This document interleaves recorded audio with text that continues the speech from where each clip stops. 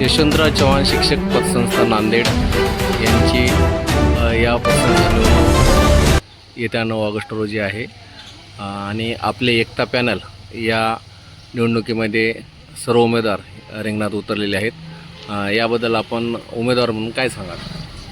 यशवंतराव चव्हाण सहकारी पतसंस्था मर्यादित जिल्हा परिषद नांदेडची निवडणूक येत्या 9 ऑगस्ट रोजी संपन्न होत आहे। या निवडणुकीला आम्ही एकता पॅनलच्या माध्यमातून नवीन उमेदवार, एक स्वच्छ प्रतिमेचे उमेदवार, चळवळीतील उमेदवार या पतसंस्थेच्या निवडणुकीत आम्ही उभे केलेले आहे।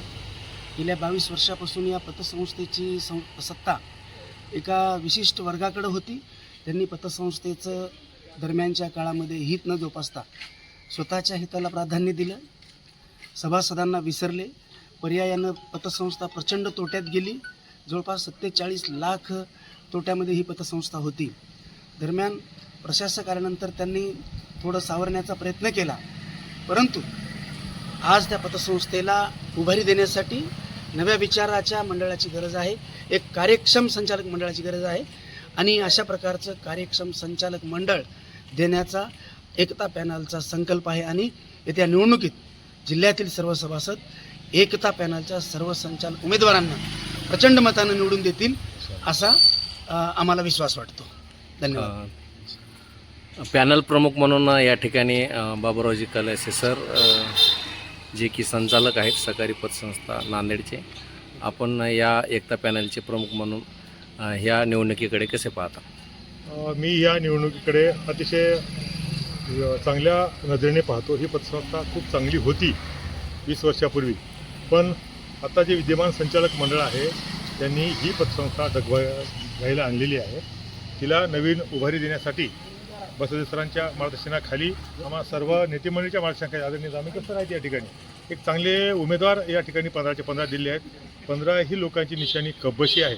मी जिल्ह्यातील सर्व सभासद बांधवांना एक आव्हान करतो की सर्वजण या कब्बशीवर येत्या 9 ऑगस्ट रोजी शिक्का मारून आमच्या 15च्या 15 एकता पॅनलच्या सर्व उमेदवारांना निवडून द्यावं अशी नम्र विनंती करतो आणि येत्या 5 वर्षामध्ये आम्ही पतपिढीचा चांगल्या प्रकारे उत्कर्ष करू अशी मी ग्वाही देतो आणि थांबतो। जय हिंद, जय महाराष्ट्र।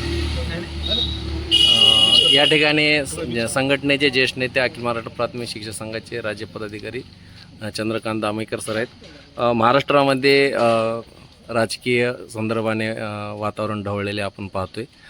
याचाच कुठेतरी अंश शिक्षक राजकारणासुद्धा पाहायला मिळतोय अशी चर्चा शिक्षक वर्तुळामध्ये नांदेडमध्ये पाहायला मिळते।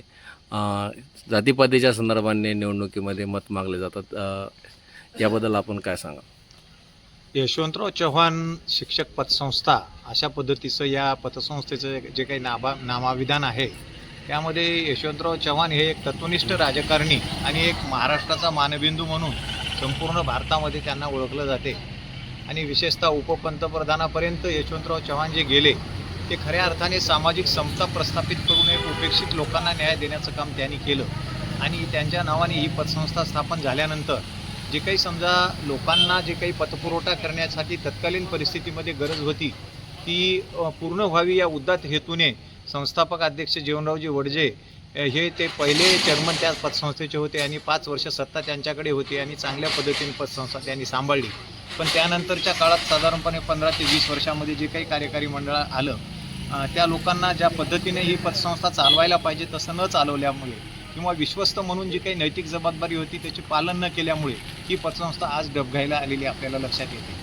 आणि विशेषतः शिक्षक एकता पॅनलच्या माध्यमातून आपण जो प्रश्न आम्हाला विचारलेला आहे की आता जी काही राजकारणामध्ये जात धर्म वर्ण पंथ हा जो काही समजा मोठ्या प्रमाणामध्ये त्याचा उद्रेक होत आहे, खरं म्हणजे ही एक धोक्याची घंटा आहे। या भारत देशाला खऱ्या अर्थाने जागतिक पातळीवर एक महासत्ता बनण्यासाठी सर्वसमावेशक अशा पद्धतीने धर्मनिरपेक्ष विचारधारा पुढे नेणं अत्यंत गरजेचं आहे आणि शिक्षकांच्या राजकारणाचं प्रतिबिंब सामाजिक अभिसरणावर फार मोठ्या प्रमाणात परिणाम करते। म्हणून मला असं वाटते की आपण एक मानबिंदू आहोत, कारण नवीन समाजाच्या निर्मितीचं काम शिक्षक करतोय आणि या राजकारणाच्या माध्यमातून शिक्षक एकता पॅनल खऱ्या अर्थाने सर्व जाती धर्म वर्ण पंथांना घेऊन जाणारं पॅनल आहे। अतिशय स्वच्छ प्रतिमेचे 16 तालुक्यातले चांगले असे उमेदवार आम्ही देण्याचा प्रयत्न केलेला आहे या नांदेड जिल्ह्यातील साधारणपणे 100 कोटीची पतसंस्था सहकारी शिक्षक पतपिढी मागच्या 3-3.5 वर्षापूर्वी लोकांनी फार मोठ्या प्रमाणात विश्वास देऊन 12 संचालक आमचे निवडून दिलेले आहेत।